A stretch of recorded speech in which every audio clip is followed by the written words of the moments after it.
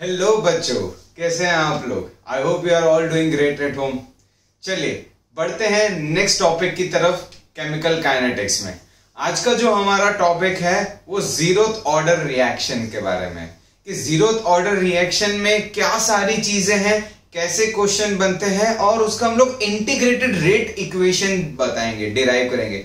Integrated rate equation का मतलब है कि कोई भी जीरोथ ऑर्डर रिएक्शन होगा तो वो उस इक्वेशन के हिसाब से बिहेव करेगा, कि उसका कंसंट्रेशन उस इक्वेशन के हिसाब से हम लोग कैलकुलेट कर सकते हैं किसी भी इंस्टेंट पे, कि अच्छा 50% रिएक्शन हो गया है तो 50% के बाद कितना कंसंट्रेशन होगा, या 50% रिएक्शन होने में कितना टाइम लगेगा, या फिर 60% रिएक्शन हो गया है तो 60% रिएक्शन होने में कितना टाइम लगेगा, 60% रिएक्शन होने के बाद क्या रेट होगी। तो वो सारी चीजें इंटीग्रेटेड रेट इक्वेशन से हमें मिल सकती है। तो इंटीग्रेटेड रेट इक्वेशन की तरफ हम लोग जाएंगे, जीरोथ ऑर्डर रिएक्शन की आज हम लोग पूरी कहानी देखेंगे। चलिए शुरुआत करते हैं जीरोथ ऑर्डर रिएक्शन के बारे में। तो बच्चों मान लेते हैं एक रिएक्शन हो रहा है जहां पर रिएक्टेंट कन्वर्ट हो रहे हैं प्रोडक्ट में P। मान लेते हैं जो ये रिएक्टेंट है वो A है, तो A रिएक्टेंट है जो प्रोडक्ट में कन्वर्ट हो रहा है P। अगर मैं इसका रेट इक्वेशन लिखूं तो रेट किसके इक्वल होगी, K into concentration of A to the power 0। क्योंकि ये जीरोथ ऑर्डर रिएक्शन है तो पावर क्या हो जाएगा, 0। ठीक है बच्चों, तो अगर इस इक्वेशन को देखो आप लोग तो ये इक्वेशन इसमें तब्दील हो जाएगा, that is rate is equal to k. रेट क्या हो जाएगा, k a to the power 0, a to the power 0 तो 1 होता है, तो ये हो जाएगा रेट का equation for zeroth order reaction. अब अगर मैं इसके लिए ग्राफ प्लॉट करूं, अगर मैं इसके लिए ग्राफ प्लॉट करूं किसके वर्सेस, पहला तो रेट वर्सेस कॉन्सेंट्रेशन के, रेट वर्सेस कॉन्सेंट्रेशन के, तो ग्राफ क्या होगा, एक स्ट्रेट लाइन। क्यों स्ट्रेट लाइन, क्योंकि रेट सिर्फ अब किसके ऊपर डिपेंड कर रही है, के भी खुद एक कांस्टेंट है जिसको रेट कांस्टेंट बोलते हैं। तो कहीं ना कहीं रेट कंसेंट्रेशन के ऊपर डिपेंड नहीं कर रही है, तो कंसेंट्रेशन के चेंज होने पर रेट चेंज नहीं होगी, इसीलिए ये एक स्ट्रेट लाइन होगा फॉर जीरोथ ऑर्डर रिएक्शन। क्या इतना समझ आया, कंसेंट्रेशन के चेंज होने पर, क्योंकि रेट कंसेंट्रेशन के ऊपर डिपेंड नहीं कर रही है, कंसेंट्रेशन के चेंज होने पर रेट चेंज नहीं हो रही है, तो ये एक स्ट्रेट लाइन होगी फॉर जीरोथ ऑर्डर रिएक्शन। उसी ढंग से अगर मैं एक और ग्राफ प्लॉट कर देता हूं, एक और ग्राफ प्लॉट कर देता हूं बच्चों फॉर रेट वर्सेस टाइम के, तो ये भी क्या होगी, एक स्ट्रेट लाइन होगी, क्योंकि टाइम के साथ रेट चेंज नहीं होगा, क्योंकि रेट सिर्फ किसके ऊपर डिपेंड कर रही है, के, और के एक कांस्टेंट है। तो टाइम के साथ क्योंकि रेट चेंज नहीं होगा तो rate versus concentration straight line, rate versus time एक स्ट्रेट लाइन ग्राफ होगा, जो आपको ध्यान देना है। तो यहां पर एक स्टेटमेंट भी लिखा जा सकता है, वो स्टेटमेंट आप लोग नोट कर लीजिए, मैं बोल रहा हूं वो स्टेटमेंट नोट कर लीजिए।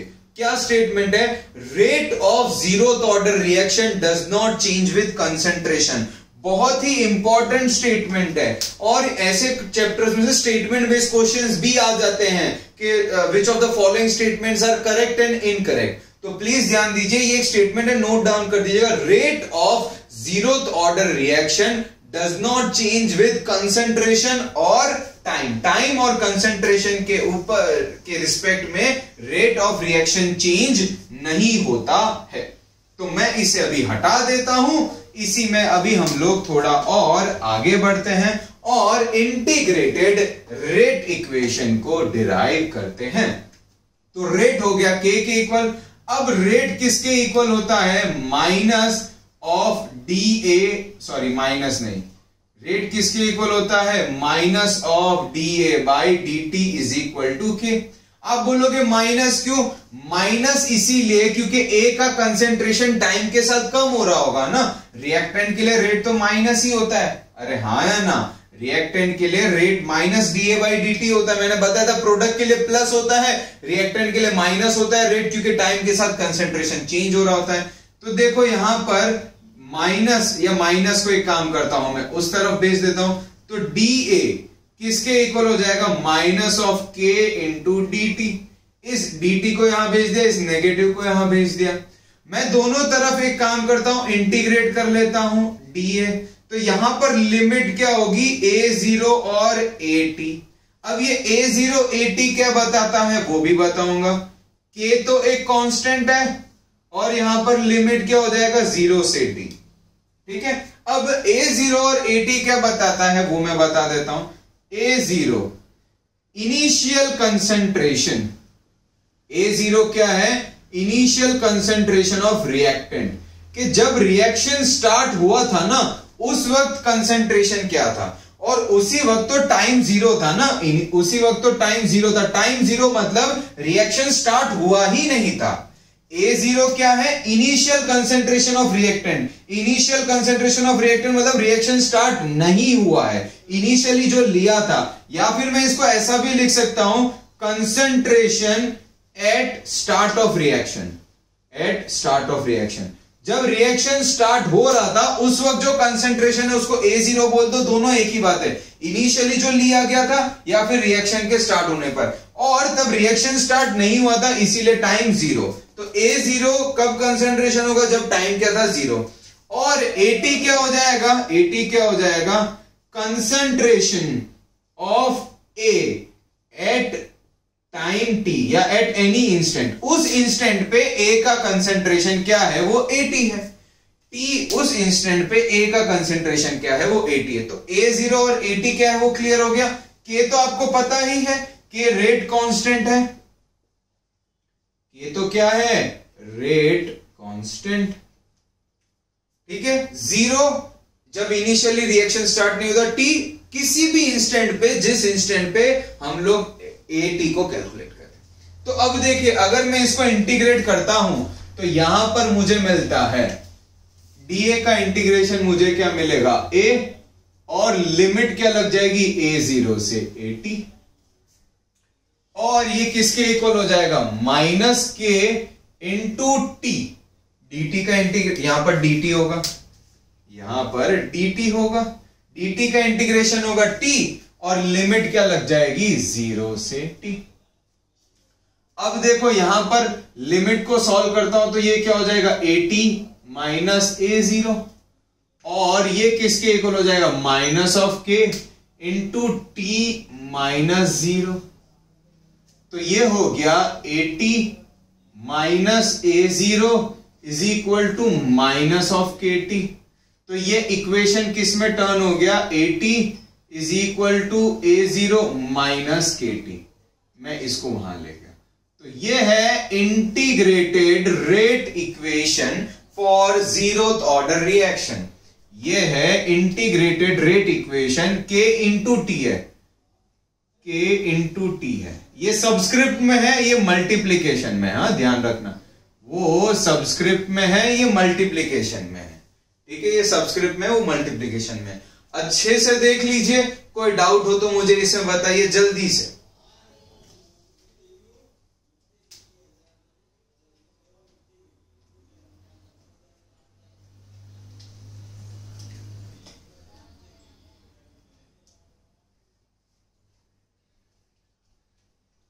देख लिया, तो इंटीग्रेटेड रेट इक्वेशन डिराइव हो गया है हमारा।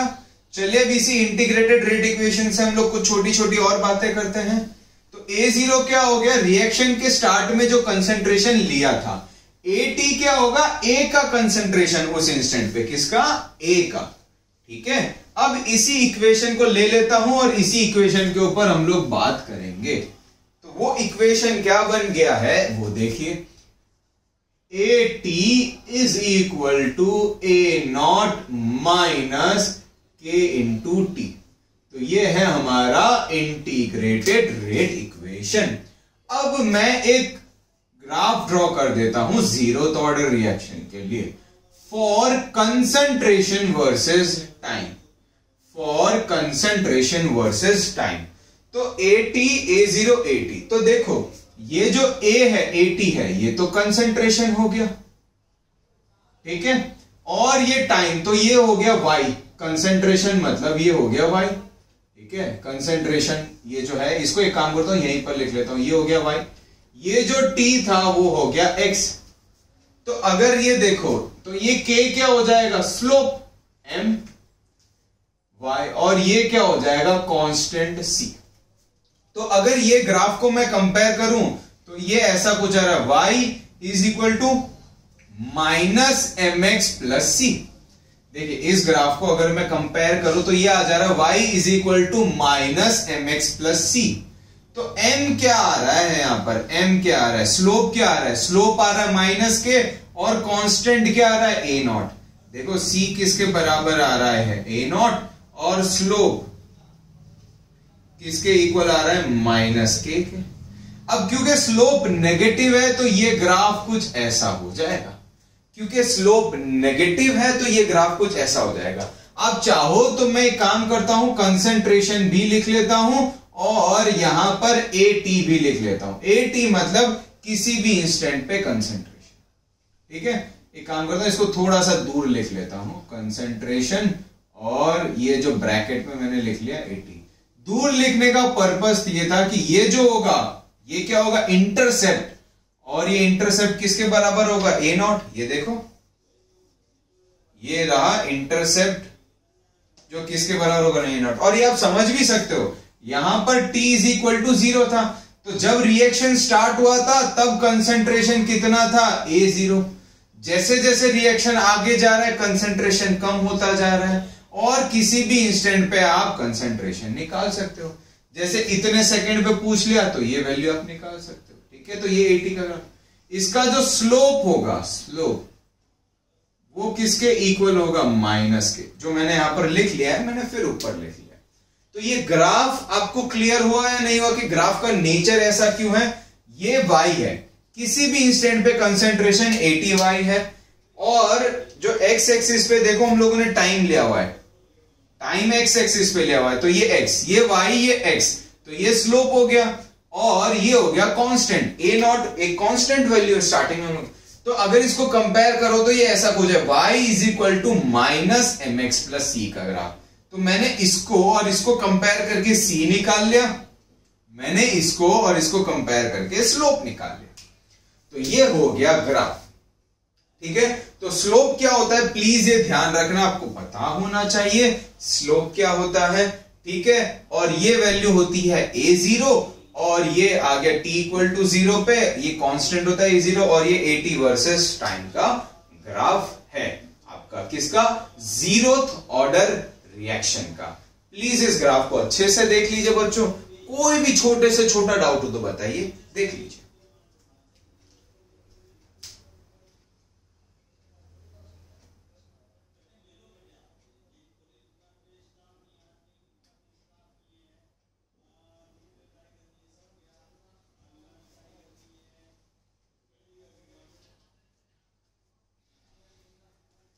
ठीक है, नेक्स्ट अब बात करते हैं कुछ और छोटे छोटे टर्म्स की जो इसमें आएंगे, कुछ और छोटे छोटे टर्म्स की जो इसमें आएंगे।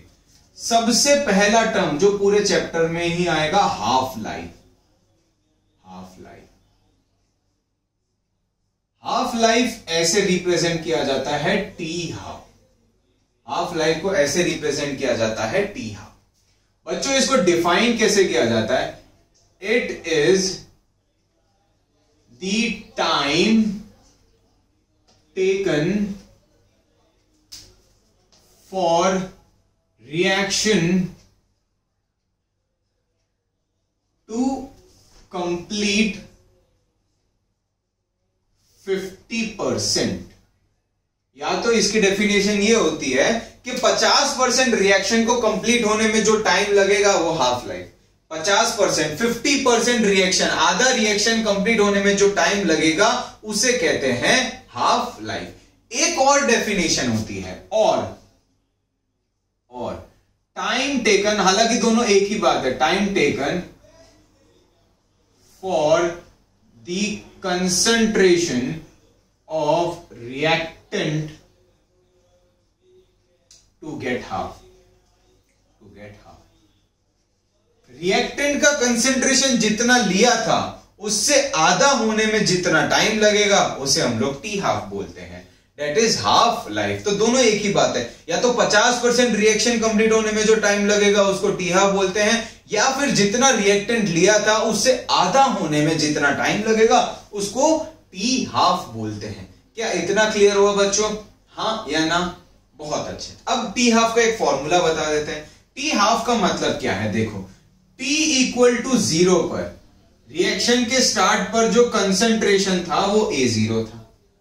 अब टी हाफ पर, टी हाफ मतलब आधा रिएक्शन हो चुका है, तो आधा रिएक्शन हो चुका है तो AT किसके बराबर होगा? A0/2 ना। आधा रिएक्शन हो चुका है मतलब 50% रिएक्टेंट प्रोडक्ट में कन्वर्ट हो चुका है, तो बचा कितना होगा? 50%। यहां पर बचा हुआ कंसेंट्रेशन लेते हैं, प्लीज ये ध्यान रखना कितना कंसेंट्रेशन बचा है, क्योंकि रेट उसी के ऊपर डिपेंड करेगा, रेट कंसेंट्रेशन के ऊपर डिपेंड करता है कितना कंसेंट्रेशन बचा है। अगर 50% रिएक्शन हो चुका होगा तो 50% बचा है, 50% बचा मतलब आधा रिएक्टेंट कन्वर्ट हो गया है, वही तो ये कह रहा है, आधा रिएक्टेंट कन्वर्ट हो गया है, तो इस इंस्टेंट पे AT क्या हो जाएगा? A0/2। अब इसको मैं इंटीग्रेटेड रेट इक्वेशन में रखता हूं, AT is equal to A0 minus KT। अब AT कितना है यहां पर? A0/2। ये कितना है? A0 minus K। अब टाइम क्या हो जाएगा? T half. ये टाइम क्या हो जाएगा? T half. कि आधा रिएक्शन होने में कितना टाइम लगा। इस K इंटू टी हाफ को मैं यहां ले आता हूं, तो ये क्या हो जाएगा? A0 minus A0/2। और इसको अगर मैं लिखूं तो ये हो जाएगा A0/2। ठीक है, A0 माइनस A0/2 किसके इक्वल हो जाएगा? A0/2। और अगर मैं यहीं पर देखो इसको सब्स्टिट्यूट करता हूं, या फिर एक काम करो मैं ऐसे कुछ लाइन बना, अब देखो कि, या फिर चलो यहीं से स्टार्ट कर लेते हैं ऊपर से। अब देखो K इंटू टी हाफ किसके इक्वल हो जाएगा? A0/2। तो टी हाफ का फॉर्मूला क्या आ गया? A0/2। ठीक है, टी हाफ का फॉर्मूला क्या आ गया? A0/2 के। तो ये एक इंपॉर्टेंट फॉर्मूला है जो आपको ध्यान रखना है। अब अगर मैं एक स्टेटमेंट लिखता हूं, वो बहुत इंपॉर्टेंट है, T half for 0 order reaction is directly proportional to concentration of reactant. Is directly proportional to concentration of reactant. T half A0 के डायरेक्टली प्रोपोर्शनल है, मतलब जितना ज्यादा A0 उतना ज्यादा हाफ लाइफ, जितना कम A0 उतना कम हाफ लाइफ। और ये आप इस इक्वेशन से देख भी सकते हो। तो अगर मैं इसका एक ग्राफ ड्रॉ करूं, किसके बीच में? टी हाफ वर्सेस कंसेंट्रेशन के, तो वो क्या होगा? ऐसी कोई स्ट्रेट लाइन होगी। जैसे जैसे कंसेंट्रेशन बढ़ेगा टी हाफ बढ़ेगा, हालांकि ये इसको टच नहीं होगा। ठीक है, जैसे जैसे ये बढ़ेगा वैसे वैसे टी हाफ बढ़ेगा, डायरेक्टली प्रोपोर्शनल है टी हाफ। ठीक है, तो ये टी हाफ वर्सेस कंसेंट्रेशन का ग्राफ होगा फॉर 0th ऑर्डर रिएक्शन। बहुत इंपॉर्टेंट है ये स्टेटमेंट के ऊपर क्वेश्चंस आ चुके हैं, एमसीक्यूज आ चुके हैं बोर्ड और कॉम्पिटिटिव में भी। स्टेटमेंट के ऊपर जब से बोर्ड में भी एमसीक्यूज आने लगे, ऐसी कहानी आने लगी, और ये ग्राफ तो बहुत बार आया हुआ है। क्लियर है इतना? प्लीज इसको जल्दी से कॉपी कर लीजिए।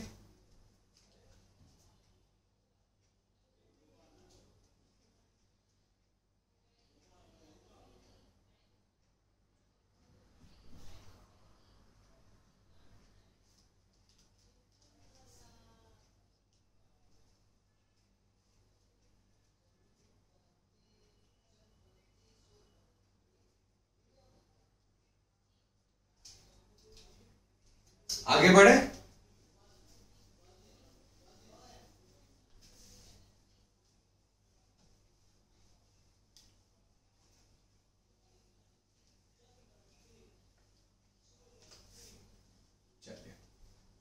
कुछ एग्जाम्पल्स देख लेते हैं, और ये एग्जाम्पल्स आपको मेमोराइज करने ही पड़ेंगे, क्योंकि कौन कौन से कहानी है जो 0th ऑर्डर रिएक्शन को फॉलो करता है आपको पता होना चाहिए। Photochemical reaction, photochemical reaction. और ये आपको रटने ही पड़ेंगे बच्चों, एमसीक्यूज आते हैं जेईई और नीट में कि फोटोकेमिकल रिएक्शन क्या फॉलो करते हैं, जीरोथ ऑर्डर रिएक्शन। जैसे एग्जांपल देख लेते हैं, जैसे H2 प्लस Cl2 फोटोकेमिकल मतलब in presence of light. Photochemical का मतलब ही होता है ना कि लाइट की प्रेजेंस में वो रिएक्शन हो रहा है, फोटो, ठीक है, लाइट के प्रेजेंस में। तो यहां पर क्या बनेगा 2HCl। अगर मैं इसका रेट इक्वेशन लिखूं तो रेट किसके बराबर होगा पता है, K into H2 to the power 0 into Cl2 to the power 0। क्योंकि रेट इन दोनों के ऊपर जीरोथ ऑर्डर रिएक्शन है। जीरो ऑर्डर मतलब इन दोनों का ऑर्डर क्या है, जीरो, और इन दोनों का जो पावर होगा वो भी जीरो होगा। तो ये इसके इक्वल हो जाएगा, rate is equal to K. Zeroth order reaction यही तो होता है, that is rate is equal to K. तो रिएक्टेंट के कंसेंट्रेशन के ऊपर कोई डिपेंडेंसी नहीं होगी रेट की। मैं इसको हटा देता हूं, ज्यादा बेटर रहेगा, बात एक ही है। रिएक्टेंट के ऊपर कोई डिपेंडेंसी नहीं रहेगी, पावर जीरो होगा। तो ये बताता है जीरोथ ऑर्डर रिएक्शन। तो photochemical reaction zeroth order reaction को फॉलो करते हैं। दूसरा, surface catalysed reaction. Surface catalysed reaction, surface catalysed का मतलब है जहां पर कैटलिस्ट यूज हो रहा है, जिसका सरफेस, कैटलिस्ट का सरफेस यूज हो रहा है to catalyse the reaction, to speed up the reaction. Surface catalyse reaction में जनरली मैं बोल सकता हूं कि जो कैटलिस्ट होगा, जो कैटलिस्ट होता है वो सॉलिड होता है जनरली, और 80 to 99% रिएक्शन में ये चीज काम आ जाएगी। और जो रिएक्टेंट होते हैं, जो रिएक्टेंट होते हैं वो गैस होगा, जो रिएक्टेंट होते हैं वो गैस होगा। एग्जाम्पल के तौर पे 2NH3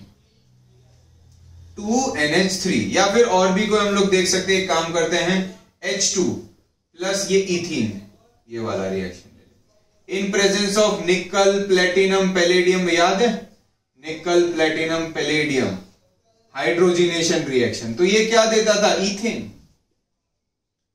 तो ये सरफेस कैटलाइज्ड रिएक्शन है। तो यहां पर रेट किसके प्रोपोर्शनल होगी पता है, K into H2 to the power 0 into CH2 double bond CH2 to the power 0। Rate depend नहीं करेगी, सरफेस कैटलाइज्ड रिएक्शन। तीसरा, एंजाइम कैटलाइज्ड रिएक्शन।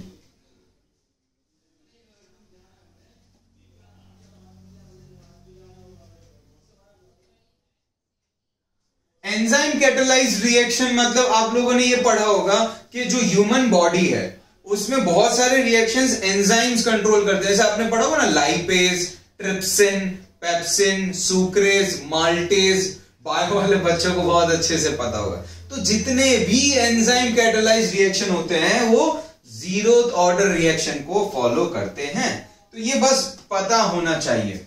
चौथा, thermal decomposition reaction. Thermal decomposition reaction,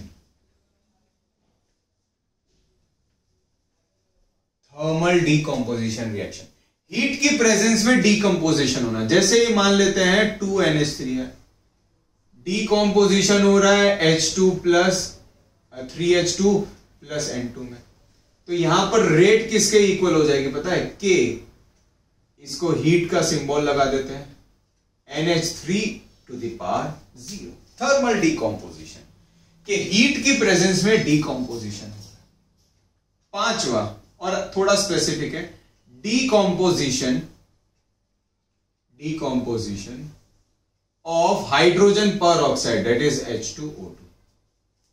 जैसे H2O2 अगर डीकंपोज होता है तो ये क्या देता है, H2O प्लस हाफ O2, और ये भी जीरोथ ऑर्डर रिएक्शन फॉलो करता है। Rate is equal to K into H2O2 to the power 0। अब अगर किड्स बोले कि सर हमें क्या क्या मेमोराइज करना है, तो कंपेटिटिव वालों को तो पूरा ही मेमोराइज करना है। ये पांचों टाइप के रिएक्शंस मेमोराइज करने हैं, सिर्फ नाम भी मेमोराइज करोगे तो चलेगा। बोर्ड वाले बच्चों को बोलूं, बोर्ड वाले बच्चों के लिए अगर मैं कहूं तो सिर्फ एक ये पता होगा और एक ये पता होगा और एक ये, तो भी बहुत है। सिर्फ नाम, क्योंकि एमसीक्यूज आ जाते हैं, और बोर्ड वाले को तो ये कॉम्पिटिटिव वालों को इक्वेशंस भी नहीं ध्यान होगी, बट आई होप आपको समझ में आ गया होगा कि ये क्या रिप्रेजेंट कर रही है एक एक चीज। जैसे एंजाइम कैटालाइज, तो sucrase, maltase, trypsin, fat, lipase जो फैट के ऊपर काम करता है, सुक्रेज, माल्टेज, सुक्रोज के ऊपर काम करता है, वो सारे क्या होते हैं? जीरोथ ऑर्डर रिएक्शन होते हैं, सारे ही जीरोथ ऑर्डर रिएक्शन होते हैं। चलिए, अब एक छोटी सी चीज और बची है इसमें, वो मैं आपको बता देता हूं, तो आज हमारे जीरोथ ऑर्डर रिएक्शन की कहानी खत्म हो जाएगी। क्वेश्चंस कैसे करेंगे उसका एक लेआउट अभी दे दूंगा, क्वेश्चंस हम लोग एक लाइव सेशन के थ्रू प्रैक्टिस करेंगे। अब कभी कभी ऐसा भी एक टर्म आ जाता है T3/4, तो T3/4 क्या रिप्रेजेंट करता है? Time for 75% of reaction to get complete, time for 75% of reaction to get complete, ठीक है, कि 75% रिएक्शन कंप्लीट होने को T3/4 कहते हैं। अब ध्यान देना, इनिशियली T0 पर A0 किसके बराबर, सॉरी AT, उस वक्त कंसेंट्रेशन किसके बराबर था? A0, और T = T3/4 पर AT किसके बराबर होगा? A0/4। ये पहचानना बहुत जरूरत है, क्योंकि अगर 75% रिएक्शन कंप्लीट हो गया है, मतलब 75% रिएक्टेंट प्रोडक्ट में कन्वर्ट हो चुका है, तो बचा कितना? सिर्फ 25% बचा। 25% मतलब A0/4। 75% रिएक्शन कंप्लीट होने का मतलब है 75% रिएक्टेंट प्रोडक्ट में कन्वर्ट हो गया है, तो बचा कितना? 25%, मतलब A0/4। इसको इंटीग्रेटेड रेट इक्वेशन में डाल देते हैं, AT = A0 - KT।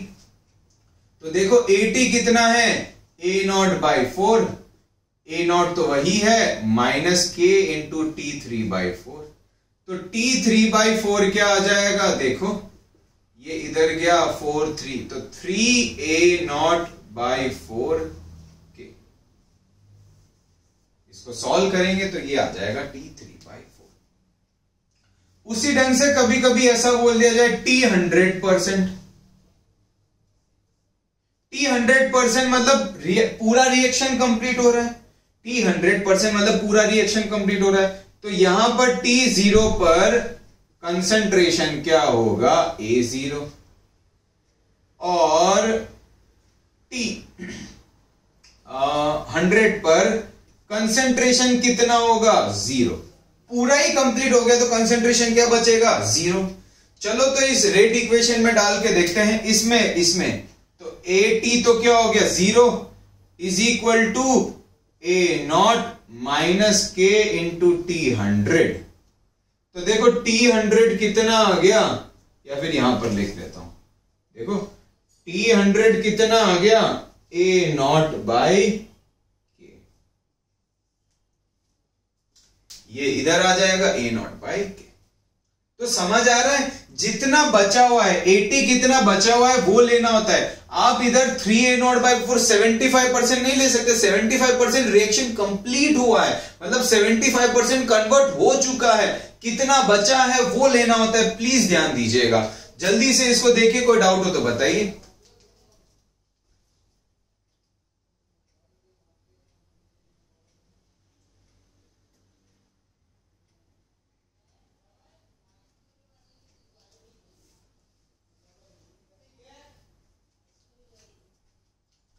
चलिए, बहुत बस खत्म हो ही चुका है हमारा जीरोथ ऑर्डर की कहानी। अब और कुछ छोटी छोटी चीजें बता देता हूं। मान लेते हैं कभी पूछ लिया है कि रिएक्शन 40% कंप्लीट हुआ है, रिएक्शन 40% कंप्लीट हुआ है, तो बच्चों बस AT क्या लेना है उसी में कहानी है। AT क्या लेना है? जैसे हमारा AT किसके इक्वल होगा? A0 - K × T। तो AT क्या लेंगे, क्योंकि A0 तो कांस्टेंट है, ये तो स्टार्टिंग में जो ले ले वो हर बार सेम ही रहेगा, K भी कांस्टेंट है, टाइम निकालना रहेगा। अब यहां पर AT क्या हो जाएगा पता है? 0.6 A0, क्योंकि 40% रिएक्शन कंप्लीट हो गया है, मतलब 60% रिएक्टेंट बचा होगा, 60% रिएक्टेंट बचा होगा। तो 80 ये लेना है। आप लोग 0.4 मत लेना बच्चे, बहुत गड़बड़ी करते हैं, इसीलिए मैं बचा रहा हूं। जितना कंप्लीट हो चुका है तो बचा हुआ रिएक्टेंट यहां पर लेना होता है। 80 मतलब उस इंस्टेंट पे रिएक्टेंट का कंसेंट्रेशन, मतलब उस इंस्टेंट पे कितना रिएक्टेंट का कंसेंट्रेशन बचा है। कभी ऐसा बोल दिया जाए रिएक्शन 30% कंप्लीट हुआ है, तो 80 क्या लेंगे यहां पर, बचेगा कितना 0.7 A0। 30% कंप्लीट हो चुका है तो इतना बचा होगा। यहां पर भी बच्चे गलती करते हैं, सर आप ये क्यों बता रहे हो, बहुत काम की चीज है, बहुत गलती करते हैं। लाइव सेशन में हम लोग न्यूमेरिकल करेंगे तो देखेंगे। अगर मैं बोल रहा हूं कि एक रिएक्शन 80% कंप्लीट हुआ है तो बचेगा कितना 0.2 ऑफ A0। आई होप अब ये क्लियर हो गया होगा कि 80 कैसे निकाला जाएगा। This is all for today. जल्दी से एक लाइव सेशन रखेंगे, इसके ऊपर न्यूमेरिकल्स करेंगे। ठीक है बच्चों, थैंक यू।